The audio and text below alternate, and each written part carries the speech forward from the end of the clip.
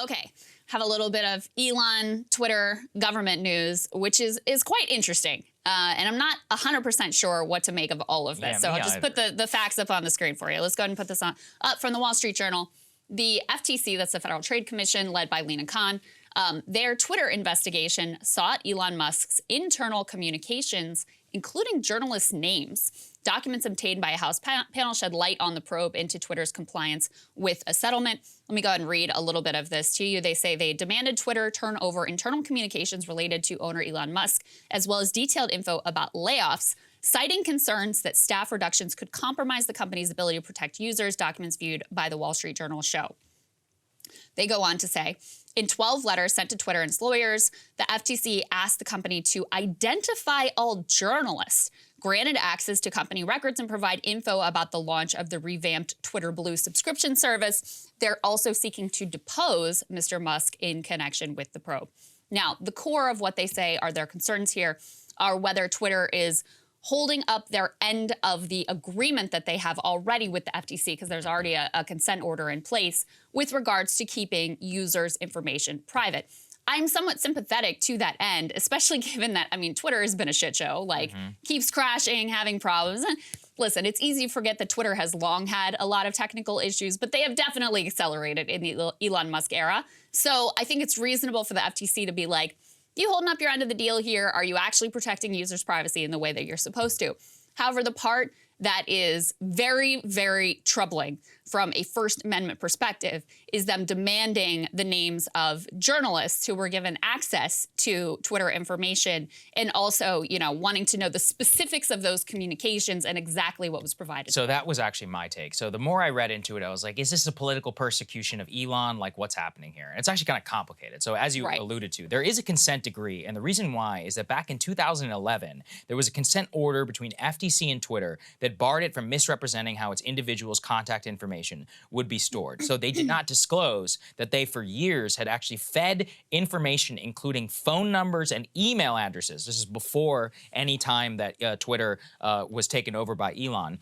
Those were used ostensibly for account security purposes. So you and I, two-factor authentication. They were using that data without our consent and feeding it into their advertising tools. So linking our phone numbers with stuff that we had signed up before on our iPhone so they could better serve us ads. They actually had to pay $150 million fine. And between 2013 and 2019, Twitter had told users that it was collecting their information only to enable multi-factor authentication measures on their accounts. According to the DOJ complaint, the company did not notify any users, actually remember this because I never was notified either, that this information would be used to help sell ads. So this is called a deceptive behavior tactic that affected up to 140 million people. And it was directly admitted to by then Chief Privacy Officer over at Twitter. Actually, what this really underscores to me is, like I said, at first I was like, I feel like this is BS. They're just going after Elon. But when I read into it, this is actually part of the mess that he bought. And I'm not quite sure that he understood that there was this consent decree, which they were operating under, where the DOJ basically has the right with the FTC to come in and slap you with massive fines if you are not abiding by that same system. It also calls into the question with Twitter Blue and some of the other personal data. He basically is going to have to prove that all of the info that we willingly provide to Twitter is properly disclosed to us, how that info is used. And the only reason why I think it's possible he could be in trouble is there's just not a lot of employees working on this stuff. They may not have even known when they bought the company that this is kind of the stuff that you have to disclose. And this is the legal nightmare that you walk into with a lot of these social media companies. And clearly, like, the layoffs have been very aggressive and also very haphazard. There was a whole exchange that unfolded on Twitter that I'm sure some of you saw, where there was a guy who was like, hey, am I still an employee or not? Because I don't know. I didn't get any notification, but I don't have an email. There was a kind of an ugly back and forth. Ultimately, Elon had to end up apologizing to this guy. And I don't think he should have apologized. Well, I think he was worried about a lawsuit. Yeah, I agree. He was 100% worried about a lawsuit because he was, you know, he was like, I don't know whether what he said about this man was true or not, but it was very ugly. And so he ultimately had to apologize and was like, he's considering coming back to work for us. So anyway, it's just a sign that the layoffs were done in a very brute force, like, kind of a way. And so it's not crazy to think that some of the people who were in charge of overseeing the implementation of this consent decree may no longer be there. Let's return, though, to the journalist question. I think this is probably the single most one. It is not in the, and we've done quite a bit of defense here for Lina Khan. It is not in the business of the United States government to say, quote, why the FTC needs to know the identity of journalists who are engaging with Twitter. As their lawyer says, there is no logical reason why the FTC, on the basis of user privacy, needs to analyze all of Twitter's personnel decisions, and there's no logical reason why they need every single internal Twitter communication about Elon Musk. So this is where a government overstep almost certainly could be one. And with the journalist one, where I'm sorry, I don't care who you are, what administration, whether good work you have done, it is not in your business to be subpoenaing and looking at the private communications of Twitter and its journalists, because that actually would look like retribution for publishing the Twitter files. There was also, you know, violating a consent decree, Crystal, is one thing. Yes. Journalist communications is a whole other business. I 100% agree. And there's another piece here, which is, of course, the media angle, which is, you know, the brave defenders of the First Amendment. Yes. Many outlets just left out that part of all of this. Like, they just didn't mention that, like, oh, and by the way, they asked for all of these details about the journalists they were communicating with. They just left that out. Not to mention that I mean, basically no mainstream outlets actually covered any of the revelations from the Twitter files anyway. And so, which was disgraceful and insane, given that Twitter is really important. There's a lot of interest in it. What happened there previously is really important. What's happening there currently is really important, especially in terms of like elite shaping of national opinion. So a lot of media failures here, very clear, and a lot of media hypocrisy here, very clear. Oh, yeah, absolutely. Put the next one up there, too, please, on the screen, which is that actually that suffered after a basically a shutdown of the website for a while, where you basically could not link out to different websites.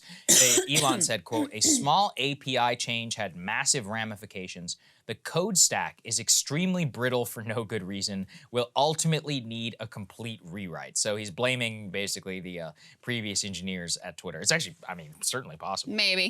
From what I have heard, it's not even just Twitter, but many of the most like important systems. Remember we found out with the NOTAM thing with the FAA, where they're like a single code change can bring down the entire thing. Right. People were like, you would be shocked at how many massive multi-billion-dollar corporations have code architecture this way, where literally just one guy accidentally presses one thing and the entire site can shut down. So yeah, I mean, who knows whether it has something to do with the layoffs or with the code stack, but that probably does not help, because if the code stack is so brittle, if they don't have as many employees who are working on maintaining the databases and the security, that also could lead to problems for you privacy-wise. If you're vulnerable to attack, to you know, like some sort of phishing attack or a data breach or anything like that, that would really be a devastating blow to the company. And zooming out from Twitter, remember we used to talk to Gigi Sohn, who actually her nomination just got nuked, blown up by Joe Manchin. But anyway, she used to talk to us about how,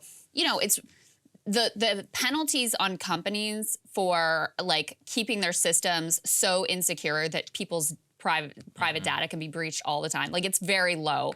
I am very much in favor of there being a lot more penalties and a lot more scrutiny over the way that companies protect their data. So in that way, I'm sympathetic. But yeah, on the journalist piece, absolutely not. And it's shameful that the media just ultimately goes along with it and doesn't say anything. One last piece, because I looked this up, about the outages on Twitter under Elon. Because as I said before, like, Twitter has, I think it's probably true that Twitter's technology has always been, in his word, brittle, because there have been certainly outages in the past.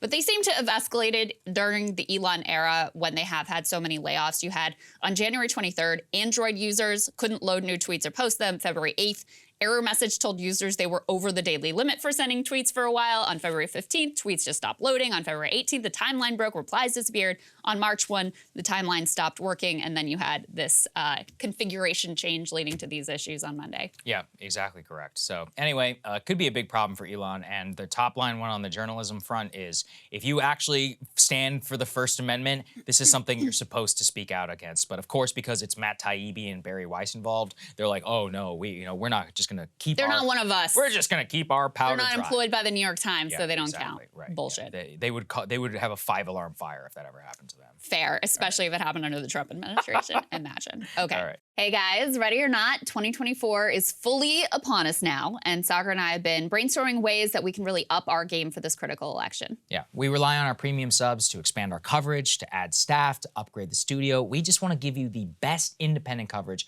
of this election, which is possible. So if you can help us out, become a premium subscriber today, breakingpoints.com, or the link is down here in the description video. It really means the world to us, and if you like what we're all about, this is the best possible way to keep us 100% independent, working only for you.